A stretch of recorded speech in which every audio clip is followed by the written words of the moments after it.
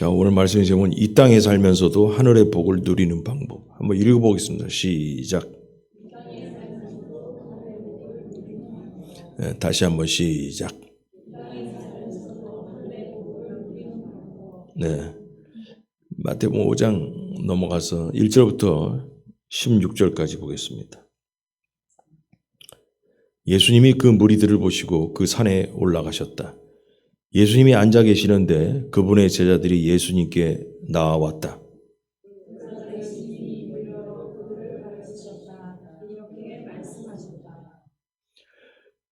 복 있습니다. 영이 가난한 사람들은 하늘나라가 그들의 것이니까요.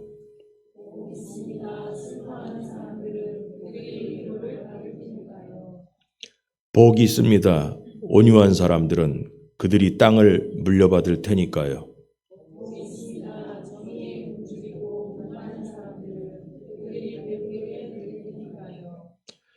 복이 있습니다. 불쌍히 여기는 사람들은 그들이 불쌍히 여김을 받을 테니까요.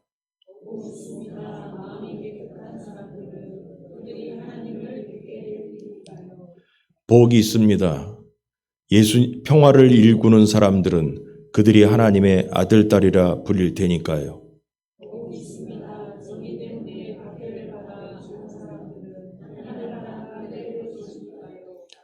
복이 있습니다.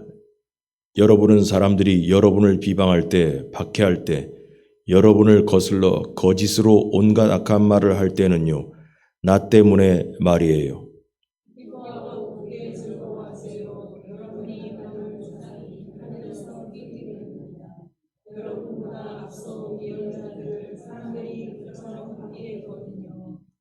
바로 여러분은 땅의 소금입니다.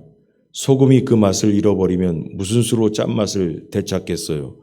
아무데도 더는 쓸모가 없어서 오직 밖에 버려져 사람들에게 마구 밟힐 뿐입니다.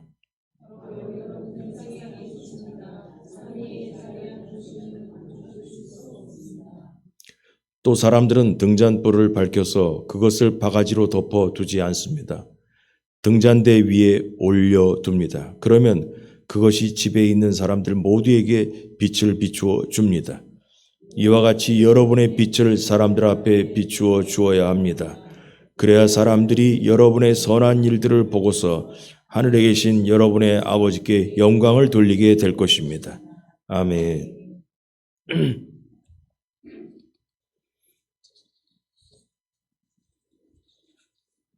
오늘 본문은 소위 산상보훈이라 합니다. 산 위에서 예수님께서 말씀하신 보물 같은 말씀이다. 그런 얘기예요. 마태복음 5장의 얘기는 바로 그렇습니다. 그래서 많이 들었습니다. 교회 다니면서 마음이 가난한 자는 어쩌고 저쩌고 어쩌고 저쩌고 애통하는 자는 많이 들었습니다. 많이 들었습니다. 그래서 처음에 제가 말씀을 준비하면서 많이 들은 건데 그냥 간단히 하고 그냥 지나갈까 이렇게 생각을 했는데 여기 이 본문을 갖고서는 한참 읽다 보니까 너무 중요한 얘기들이 많아가지고 또 언제 마태복음 할 수 있겠나 생각이 들어서 앞으로 할 수도 있겠지만은 좀 더 중요한 부분이라서 더 깊이 해야겠다는 생각이 마음을 갖고 몇 주에 걸쳐서 이 본문을 한번 은혜를 나누기로 생각을 고쳐 먹었습니다. 그래서 몇 주가 될런지는 아직 계획이 없고 그냥 깨닫는 대로 가겠습니다. 오늘은 본문도 다 못 들어가고 한 1절만 얘기하고 마칠까 하는데 오늘 본문을 보면서 가장 중요한 눈에 띄어야 될 포인트가 있는데 그게 뭐냐? 이 본문이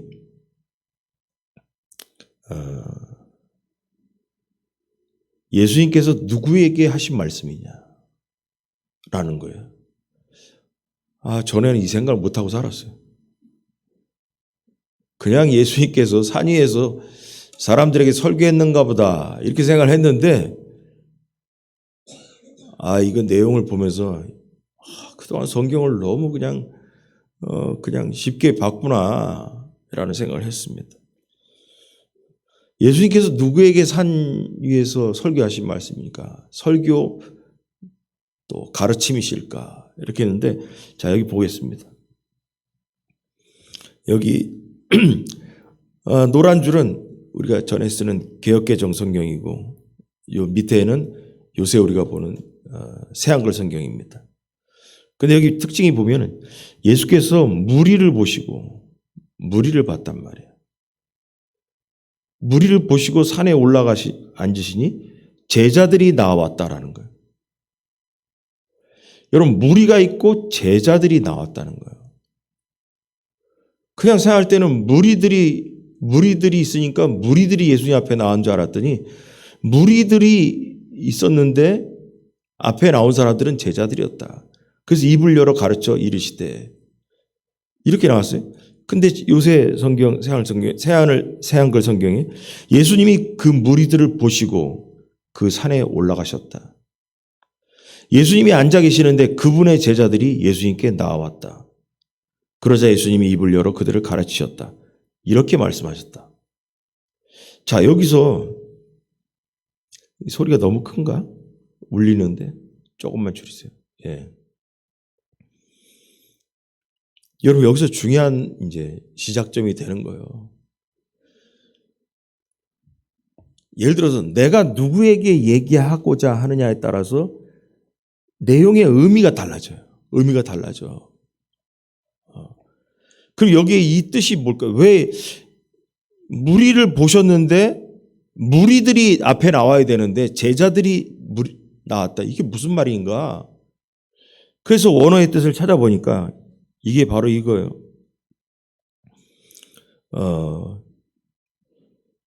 쉽게 제가 바꿔서 얘기할게요. 예수님께서 무리를 보시고 산으로 피신하셨다. 이거예요. 무리들을 떨쳐버리고 무리들을 버려버리고 예수님의 제자들과만 산 위에 올라가셨다. 그 말이에요. 쉽게 얘기하면. 저는 이 생각 안 했거든요. 그냥 읽었죠. 그냥. 별 의미가 있겠나. 근데 의미가 있더란 말이죠. 의미가 없었으면 마태가 뭐하러 이렇게 구분해가지고 이것을 썼겠냐 이 말이죠. 마태는 분명히 예수님께서 무리와 제자가 만나는 장면을 여기에다가 집어넣어놨어요. 그래서 오늘 찬상보훈을 들은 대상은 마태복음 5장의 듣기 좋은 이런 얘기들, 이 얘기를 전하고 싶은 대상은 누구였냐? 일반적으로 따라다니는 무리들에게 이 말씀을 해주고 싶지 않았어. 예수님은. 오로지 제자들에게만 이 귀한 말씀을 해주고 싶으셨다라는 거예요. 그래서 이것을 짚고 안 넘어갈 수가 없는 거예요. 이 5장에부터 나오는 5, 6장에 계속 나오는 이 산상보훈의 산에서의 설교하신 이 내용은 일반적인 무리들에게 하신 말씀이 아니라 제자들에게 하셨다라는 거예요. 지금까지 설교하면서 여러분 기억날 거예요. 제자와 무리는 구분되어진다라고 누누이 얘기했어요. 무리는 예수님을 떠나가지만 급박한 상황에 제자는 남는다는 것이고, 그리고 예수님은 중요한 설교를 무리에게 알려주시지 않고 비유로 가르치시고 제자들에게는 그것을 해석해 주셨다. 그래, 무리들에게는 뭐냐면 설교 말씀 좋은 걸 하시고 나서도 뭐냐면 너희들에게는 그게 감추어진 거지만 제자들 너희에게는 감추지 않았다. 그래서 내가 이거 재해석해 줄게. 그 본보기가 바로 뭐였냐면 4가지 밭 비유한 거 있잖아요. 그래서 돌짝밭, 길가밭, 가시나무, 밭, 그 옥토밭 그런 얘기 있잖아요. 그 얘기를 비유로 하신 다음에 무리들이 떠나간 다음에 제자들에게는 그게 무슨 뜻입니까? 했더니 너희들에게 이것이 허락되었다라면서 비유를 풀어서 얘기하죠. 그래서 뭐냐? 밭은 마음이요, 씨는 말씀이다. 그럼 이걸 통해서 알 수 있는 게 뭐냐면, 여러분, 모든 사람에게 하나님 말씀이 다 열려진 게 아니야.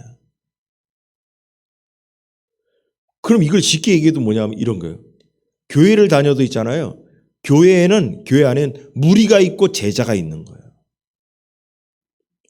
누구나 말씀을 듣고 다 은혜 받는 게 아니야. 말씀의 의미를 깨달은 사람이 제자로서의 길을 가게 되는 거예요. 이 중요하다니까요. 왜 교회 안에 있는 사람 모두가 다 은혜 받고 다 변화되지 못할까? 왜냐? 무리이기 때문에 그런 거예요. 그래서 예수님 비유가 뭐냐? 무리가 바로 뭔지 아세요? 가라지요, 가라지. 알곡과 쭉쟁이가 교회 안에 또 있다고 그랬어요. 그래서 뽑아버릴까 했더니 놔둬라.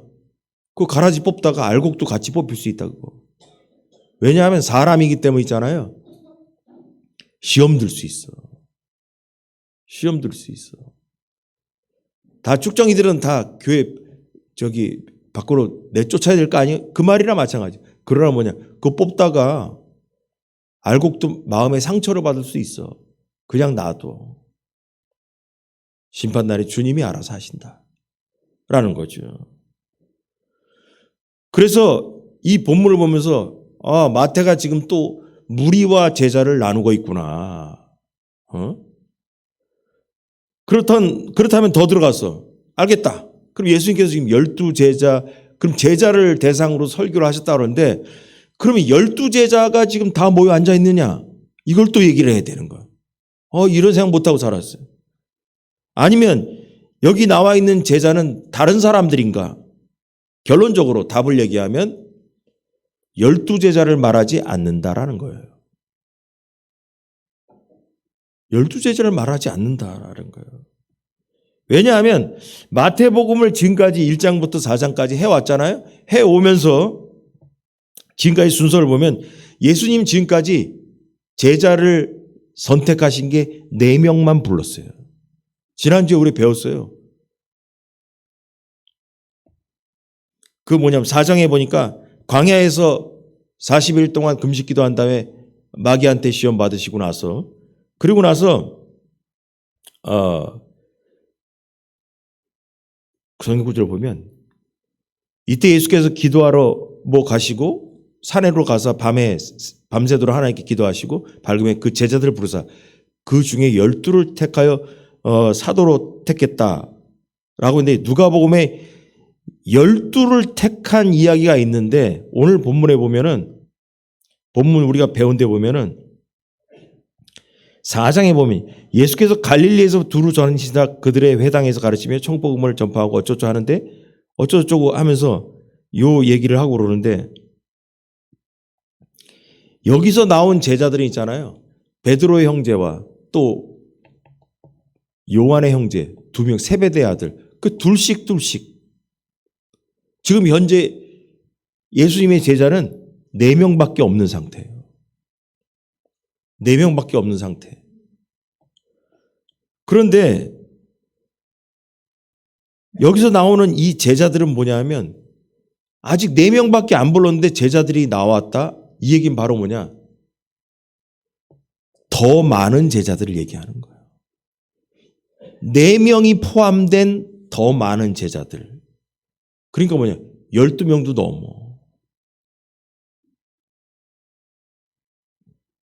그런데 뭐냐면 분명히 뭐냐면 마태는 무리와 제자를 구분한 것으로 봐서 여기 예수님 앞에 있는 사람들은 무리는 아니고 제자라는 거예요. 근데 뭐냐? 12명의 제자는 아니라는 거예요. 그럼 무리는 누구냐? 무리는 누구냐? 무리는 지금 얘기한 대로 얘기 안 했구나. 여기 있어.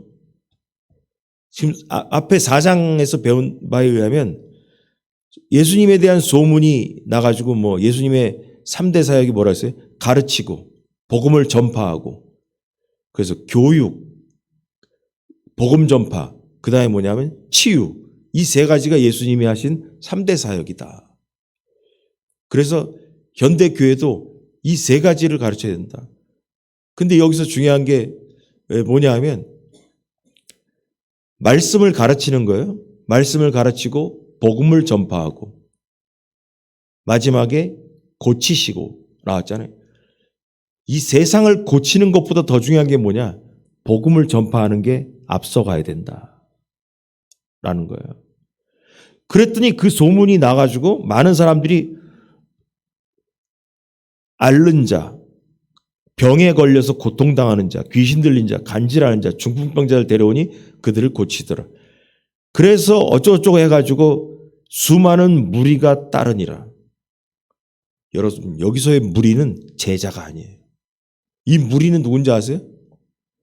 자기의 목적을 이루기 위해서 예수님을 따라오는 우르르 딸려오는 사람들, 그 사람들이에요. 그럼 제자는 뭐냐? 예수님을 메시아로 받아들이고 믿고 따르는 사람들이 제자들인 거예요. 여기에 나왔던 무리들은 육신의 문제를 해결하기 위해서 자기의 문제를 해결하기 위해서만 나오는 사람들이에요. 그냥 예수님을 따라다니는 거예요. 그럼 이 사람들은 뭔지 아세요? 이거리 시거 해결되면 예수님 버립니다. 제자는 뭐냐면 예수님을 구원의 주로 인정하고 메시아로 인정하고 따르기로 작정한 사람들. 그 사람들은 자신의 이익을 위해서 따르는 게 아니라 하나님의 아들 예수님이 우리의 구세주라는 것을 인정하고 믿기 때문에 무슨 일이 있어도 예수님을 버리지 않는 사람들이에요.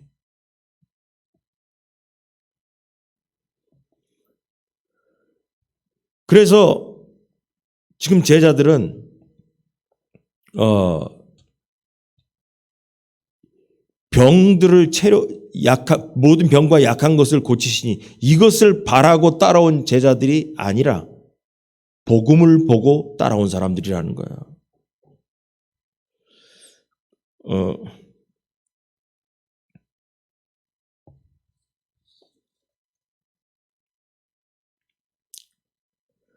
사장에 나오는 이건 나중에 하고. 사장에 나오는 사람들을 지금 무리라고 얘기를 했습니다. 사장에. 자, 그 중에는 이 제자들을 얘기하면서 그 중에는 4명의 제자가 포함된다고 그랬어요. 그럼 여기서 또 이런 생각하는 거예요. 아니, 무리가 이렇게 주르륵 따라오니까 어디 도망갈 수도 없는 거예요. 예수님이 가끔 무리들이 우르르 따라오면 있잖아요. 아휴, 골치 아플 때가 있어. 사람인데. 그냥 여러분 생각해 보세요. 2000년 전에 지금도 병든 사람 많지만 옛날에는 병원도 없어가지고 병든 사람이 얼마나 많았겠어.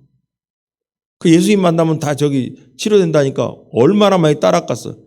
화장실도 못 갈 판일 거야 아마. 요새는 화장실도 있지만 옛날에 화장실이 어디 있어. 한 대다 그냥 볼일 보고 할 판인데 사람들이 남녀 얼마나 따라왔겠어. 생각해 보세요. 미어 터졌겠지. 그런 상황에서 예수님이 산으로 가셨다는 거예요. 산으로 쉽게 얘기하면 이 무리들을 좀 띄워놓고 따로 가고 싶어서 따로. 그럼 산으로 왜 갔을까?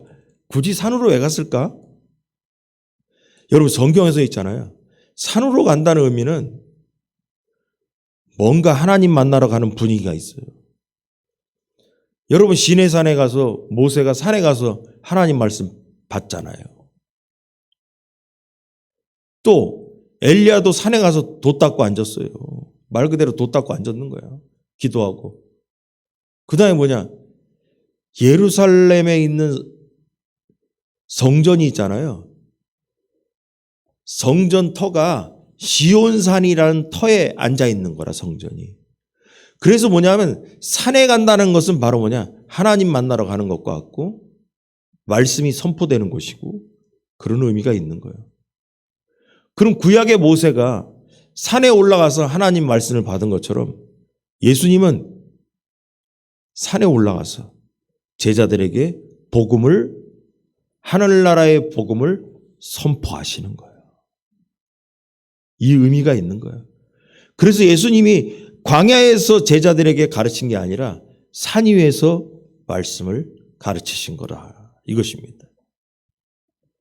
그래서 예수님은 산 위에 올라가서 예수님을 메시아로 믿고 따르는 소수의 제자들에게 하늘나라의 백성이라면 어떻게 살아야 되는가에 대한 기준점을 가르쳐 주신 것이 바로 팔복이다라는 거예요. 산상복, 산에서 가르쳐 주신 8가지의 복. 이게 바로 하늘나라에 들어가 있는 백성들이 살아야 되는 기준점이라는 거예요. 자, 적용하면 이런 거예요. 그럼 이렇게 앉아가지고 뭐 무리하고 제자 기껏 나눴는데 그래서 어쨌단 말이냐. 여러분 중요합니다. 성경이 말하는 지금 얘기하는 마태가 얘기하는 예수님 앞에 앉아서 이 말씀을 듣고 있는 제자들은 오늘날로 얘기하면 모든 성도인 것입니다. 여러분 이 자리에 앉아가지고 나는 무리로 살라다가 난 교회 떠날란다. 이럴 사람이 있어 없어? 없어요. 여기 앉아있는 사람들 모두가 말이죠. 다 물어보면 무리들인 산 밑에 있을지라도 나는 예수님 따라서 그 앞에 앉아가지고 말씀 잘 들어서 제자로 인정받아야지. 그렇게 생각하지. 어떤 누가 난 산 밑에 있을란다. 이럴 사람이 어디 있겠어요. 그래서 결국은 뭐냐면 오늘 이 본문을 보면서 우리는 무슨 얘기로 설교를 하고 우리가 은혜를 나눠야 되냐. 예수님 앞에 앉아있는 그 제자들이 바로 이 자리에 앉는 여러분이 돼야 된다는 거예요. 남 얘기가 아니라는 거예요. 아니 교회는 그래서 제가 그런 얘기 했죠. 복음 전하고 전도할 때 이렇게 전도하지 마라. 예수님 믿으면 애 못 나는 것도 애도 난다. 야 예수님 믿으면 네 집에 무슨 인자라 그거 다 해결된다. 그렇게 전도하지 말라지. 그게 바로 무리들이요. 여러분 교회 다닌다고 해서 모든 문제가 다 평화롭지만은 않아. 가정마다. 그렇죠? 다 평화롭지만 않아.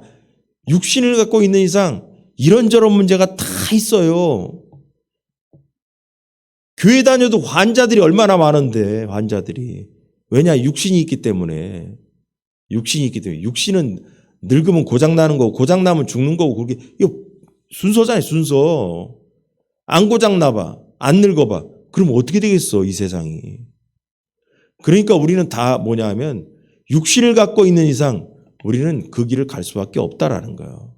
그러므로 뭐냐 교회 나와서 내 육신의 문제 해결 물론 그럴 수 있지.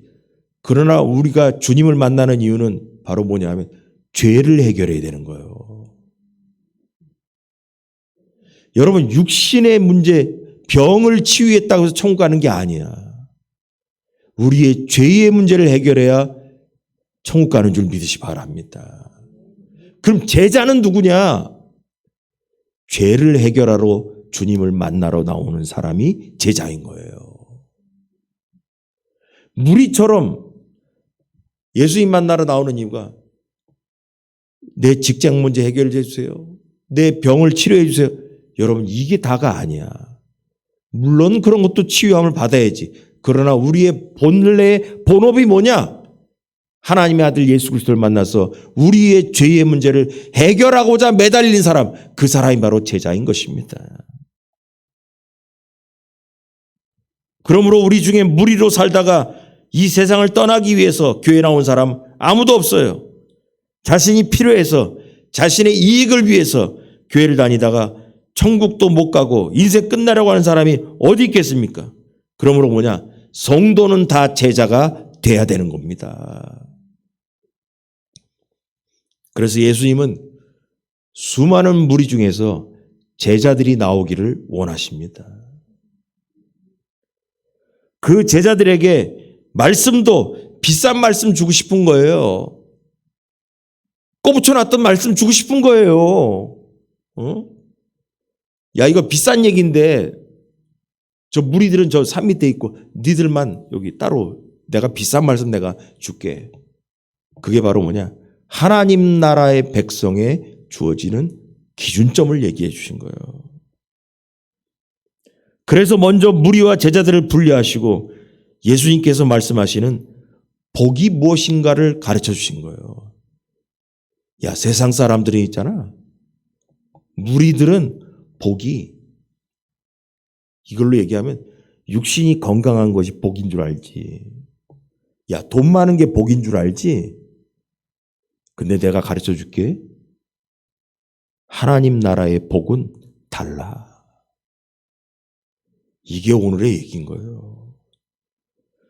그래서 이것을 다르게 말하면 제자와 성도는 이 8가지의 기준을 가지고 복받은 사람으로 살아야 된다는 거예요.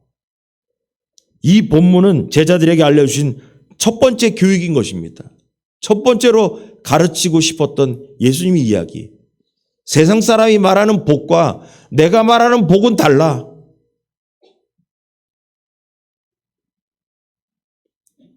왜 이 얘기를 하냐? 여러분, 예수님은 뭐라고 말씀하셨냐면 처음에 등장하실 때 회개하라, 천국이 가까웠다 라고 말씀하시면서 등장하셨죠. 그래서 마태복음 그 17장 보면 이때부터 예수께서 비로소 전파에 이르시되 회개하라, 천국이 가까웠느니라고 말씀하셨다라는 거예요. 자, 그러면서 가르치고 복음을 전파하고 치유하고 이렇게 3대 사역을 하시면서 다녔다는 거예요. 그런데 이미 제자들은 있잖아요. 예수님은 천국이 가까웠다. 세례 요한도 천국이 가까웠다 했죠. 그러나 문제는 뭐냐? 예수님이 등장한 그 시간부터 천국은 이루어진 거예요. 제가 여러분 맨날 가르쳤잖아요. 하나님의 나라는 뭐냐? 여기 있다 저기 있다도 아니고 성경에 나오죠. 너희 마음속에 임하였느니라. 그러면 비유를 들면서 이렇게 했어요. 우리 대한민국의 땅은 어디냐? 대한민국의 헌법이 다스리는 곳이 대한민국의 땅이에요. 그럼 하나님의 나라는 어디냐? 하나님의 말씀이 다스려지는 곳이 하나님의 나라예요. 하나님이 다스리는 곳. 그러면은 우리의 마음에 하나님 나라가 임했다 그러잖아요. 그 말은 뭐냐? 하나님의 말씀이 우리 안에 들어와 있다면 나는 하나님의 나라가 된 거예요. 그러면 이 제자들은 뭐예요? 무리가 아닌 제자들은 예수 그리스도를 구세주로 메시아로 인정하고 우리의 죄의 문제를 해결해 주실 분이라고 믿고 따르는 이 제자들은 바로 뭐냐? 천국이 가까운 게 아니라 천국이 임한 거예요. 그 사람들에게. 임한 거예요. 무리들에게는 천국이 가까운 거죠. 그러나 예수님 앞에 앉아있는 산 위에서 앉아있는 이 제자들에게는 하나님의 나라가 임한 상태인 거예요.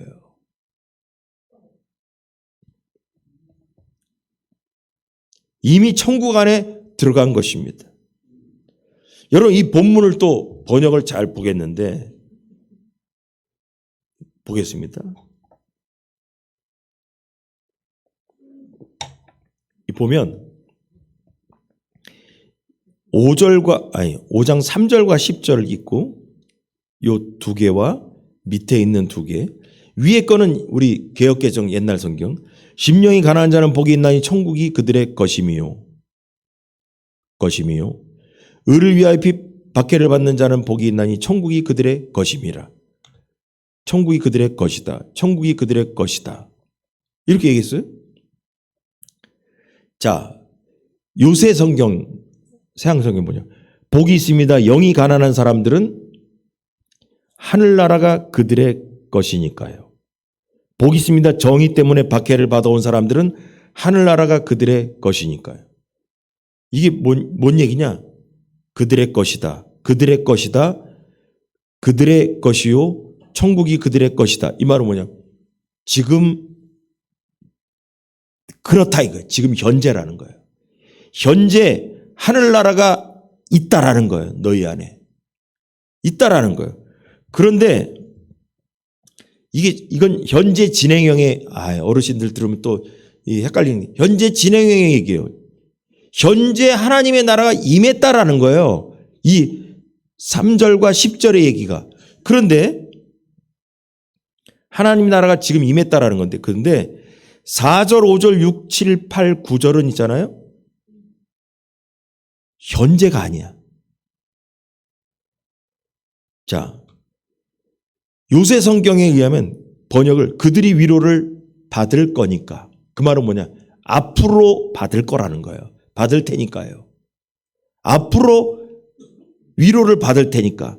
그들이 땅을 물려받을 테니까요.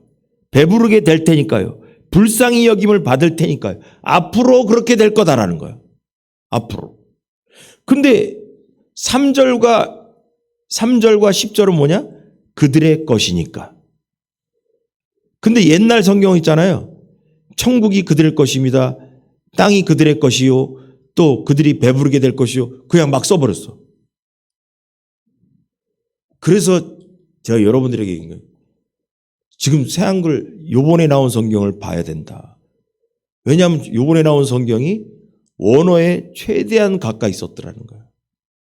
옛날 성경은 그냥 이걸 구분을 안 했어. 근데 지금 성경은 구분을 했어. 현재 3절과 10절은 현재 그 복이 임했다라는 거고 4절부터 9절의 이 내용은 앞으로 그렇게 될 것이니까. 앞으로 그렇게 될 것이다. 그래서 이 구절들이 미래를 말합니다. 앞으로 그렇게 될 것이라는 것입니다라는 거예요. 이 내용으로 보아서 우리는 현재 예수님을 만난 제자라면, 성도라면 이 땅에서 이 복을 누리며 사는 것도 있어야 된다라는 거예요. 그냥 이게 뭐 원산 보듯이 앞으로 그럴 수 있겠지. 이게 아니라 우리는 요 3절과 10절 보면 있잖아요. 영이 가난한 사람은 하늘나라가 그들 것이다. 하늘나라가 우리 안에 임해야 돼. 지금. 그럼 이제 다음 주부터 이제 영이 가난한 사람, 심령이 가난한 자는 무슨 의미냐? 요거 이제 하나씩 들어갈 겁니다. 그래서 뭐 한 번 설교에 두 절씩 할런지 어떻게 되는지 제가 모르겠어요, 저도. 왜냐하면 미리 공부를 안 해요. 왜냐하면 미리 하면 이 재미가 좀 떨어져가지고 제가 그 가까이 와야 그걸 보고선 이 새록새록 이렇게 생각이 떠오르고 그래서 하지 미리 보질 않아요. 그래서 이제 다음 주에는 영이 가난한 건 뭐냐? 그 다음에 애통하는 자는 뭐냐? 그럼 애통하는 자는 위로는 뭐가 밝게 이게 뭐 몇 주 갈는지 어떻게 되는지 모르겠습니다. 자, 그러면은 자, 이걸 보면서 뭐냐면 하나님의 앞으로 뭐냐면 복을 이 성도는 제자라고 그랬잖아요. 제자로서 사는 우리가 이 땅에 살면서 뭘 해야 되냐? 지금 복을 누리며 살기도 해야 되고 앞으로 만날 우리의 복도 있다라는 거예요. 앞으로 만날 복도. 그래서 이걸 보면서 뭐냐? 우리는 이 제자의 삶 가운데 이 땅에 살면서 이 복을 누리며 사는 여러분이 되길 주의 안지를 축원합니다. 이거 뭐 남 얘기하는 얘기가 아니에요. 이게 핵심이에요. 하늘나라의 복이 하나님을 만나야만 한 천국 가서야만이 이룰 수 있는 것이 아니라 현재 이 땅을 살면서 우리는 이 복을 누릴 수 있는 삶을 살아야 된다는 거예요. 이 8가지의 복을. 예수님의 제자들은 이미 임한 하나님 나라의 시민인 거예요. 시민. 제자들은 예수님을 하나님의 아들 구세주로 우리의 죄 문제를 해결해 주는 분으로 인정하고 받아들이고 믿었잖아요. 그 사람들에게는 뭐냐? 하나님 나라가 임한 복받은 사람인 거예요. 복받은 사람. 우리도 바로 뭐냐? 복받은 사람인 줄 믿으시기 바랍니다. 그러므로 이 본 말씀은 장차 이 말 하나님 나라에서 우리가 가져야 될 기준이기도 하지. 기준이기도 합니다. 천국 가서 이러한 복이 완전히 100% 이루어지는 삶을 살아야 되기도 하지. 그런데 이 땅에서도 누리면서 살도록 노력해야 된다는 거예요. 최선을 다해서 이 8가지의 복을 누리기 위해서 최선을 다해서 흉내라도 내면서 살아야 되는 기준이 돼야 되는 것이다 라는 거예요. 성도는 이렇게 살아야 된다라는 거예요. 그럼 여러분 생각할 때 뭘 흉내라도 내면서 살아야 된다라고 왜 저렇게 얘기할까? 왜냐하면요, 이 본문을 가지고 제가 여러 주석들을 보니까 학자들의 결론은 뭐냐? 사람이 8가지의 복을 이 땅에서 누리며 사는 기가 불가능하다. 이게 불가능하다, 이게 8가지의 얘기가 이게 좋은 것 같지만 학자들의 결론은 뭐냐? 이 땅에서 이 8가지를 이루며 사는 것이 불가능하다. 불가능하다. 이렇게 해석을 다 해버렸어. 이렇게 해석을 다 해버렸어요. 이 복의 내용을 인생에 완전히 적용하고 살 사람은 없다라는 거예요. 근데 이 내용의 결과물이 뭐냐? 이렇게 살 때 어떻게 되는지 아세요? 성경으로 보니까 이렇게 살 때 온전한 제자가 되는 거예요. 여러분, 온전히 뭐라고 그랬어요? 완전이라고 했잖아요. 퍼펙트. 완전하다. 자, 이게 5장을 지금 읽고 있단 말이에요. 5장을 지금 배우고 있는데 5장 48절 끄트머리에 이 얘기가 있어요. 그러므로 다 같이 시작.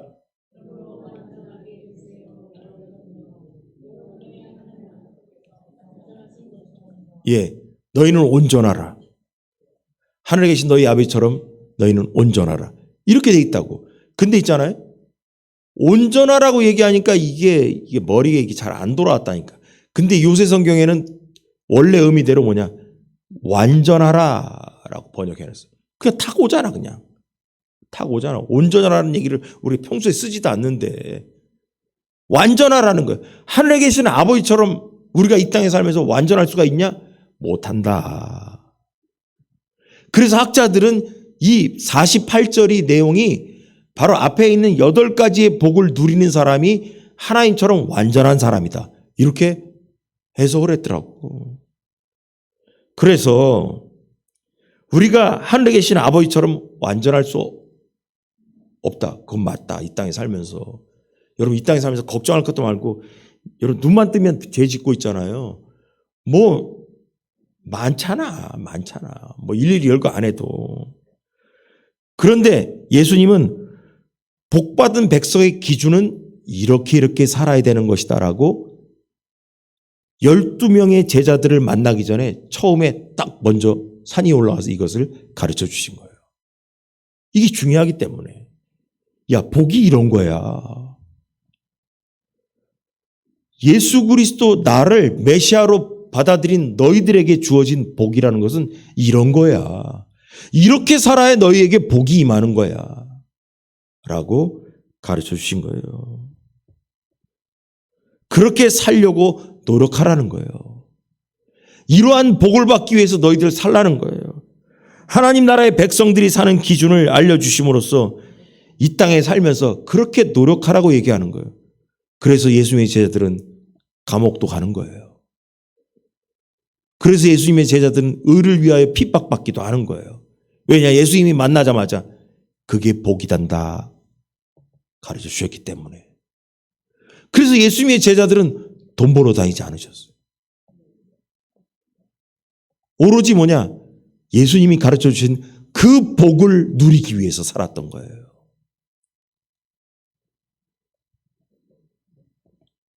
여러분, 우리는 하나님처럼 완전하지 못하니까 포기하라고 예수님께서 가르쳐 주셨다고 보지 않습니다. 안 되는 줄 뻔히 알면서도 그렇게 살라고 하신 예수님이라면 거짓말쟁이죠. 하늘에 계신 아버지처럼 온전하라. 근데 있잖아. 그렇게는 안 된다. 안 되니까 그냥 내가 그냥 한 말 한 거야, 그냥. 내가 그냥 한번 얘기할게. 그렇게 되지는 않는데 하늘에 계신 아버지처럼 완전하도록 좀 노력 좀 해봐. 이게 아니라니까요. 여러분, 아까 의를 위하여 핍박받는 자는 그런 얘기 나오잖아요. 지금 앞에 앉아있는 제자들은 예수님이 부활승천하신 다음에 의를 위하여 핍박받는 사람으로 나중에 등장합니다. 그때 하늘나라의 복이 그들에게 임하게 되는 거죠. 애통하는 자는 복이 있나니 애통하는 때가 앞으로 제자들에게 올 거예요. 여러분, 성경에서 제일 애통하는 자가 예수님 제자 중에 누굴까요? 베드로였어요. 예수님을 배신한 다음에. 제사장 뜰 뒤편에 앉아가지고 얼마나 울었을 거예요. 3번 너가 나를 부인하리라. 아닙니다. 절대로 그러려. 아니야. 닭이 울기 전에 너는 3번 나를 부인할 거야. 그렇게 된 자기의 꼴을 돌아보면서 뒤에 돌아가서 얼마나 울었겠어요. 그 애통 가운데 하나님의 성령께서 위로하시고 그를 변화시키는 거예요. 여러분, 우리는 이 말씀을 믿고 가야 됩니다. 이 땅에서 하나님의 나라의 백성답게 살아야 되는 것입니다. 그것을 위해서 우리는 성도이며 제자가 되어야 되는 것입니다. 그래서 우리는 예수님과 하늘에 계신 아버지를 닮도록 죽도록 노력해야 됩니다. 여러분, 말씀대로 살려고 노력해야 됩니다. 예수님의 제자라면 완전하게 복의 기준답게 살지는 못할지라도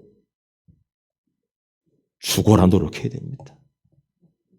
예수님의 제자들이 그 땅에 살면서 육신을 버리기 전까지 여기에 다 도달했는지는 모르겠어요.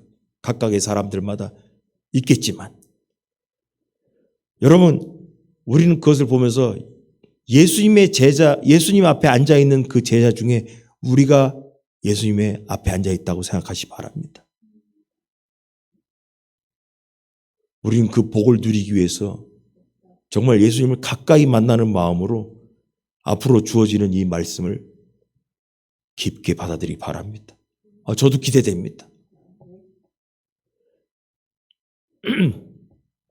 그래서 그냥 한 번에 그냥 끝내려고 했다가 아니 이게 중요하네 이거. 그래서 이거 8가지의 복을 정말 남은 인생에 이거 경험하면서 살아야겠다. 제가 많이 은혜 받으면서 이 앞을 공부를 했어요. 그래서 깨달음이 쪽쪽 올 때 너무나 기쁘고 이거 재밌는데 이거? 그 생각을 했습니다.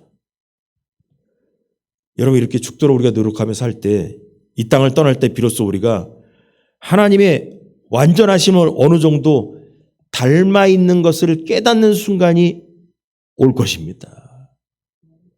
이 육신을 벗는 날, 내가 이 8가지의 복 중에서 과연 몇 가지의 복을 누리며 살다 가는가? 여러분, 이거를 깨닫는 날이 올 거예요. 노력해야 돼, 우리가. 그냥 살면 안 돼. 이거 상상보고 이게 좋은 얘기를 하더라. 야, 이렇게 살면 안 돼. 예수님이 제자들을 만날 때 처음 설교하신 내용이 바로 이거예요. 무리들을, 니들 얘들, 가만히 있어. 이라고 얘기 아니고, 살짝 도망가셨나 보지. 야, 제자들 니들끼리, 우리끼리 여기 짠 데 좀 가자. 산에 가자. 따로 불러가지고 이 좋은 비싼 말씀을 주신 거예요. 나 따라다니면서 세상의 복을 찾지 마라. 내가 원하는 복은, 내가 너희들에게 줄 수 있는 복은 바로 이것이다라는 거예요. 여러분, 그날까지 우리는 포기하지 않고 하나님 나라의 기준을 맞추고자 부단히 노력하는 최선을 다하는 여러분이 되길 주의 이름 간절히 축원합니다. 할렐루야. 우리 다 같이 기도하겠습니다.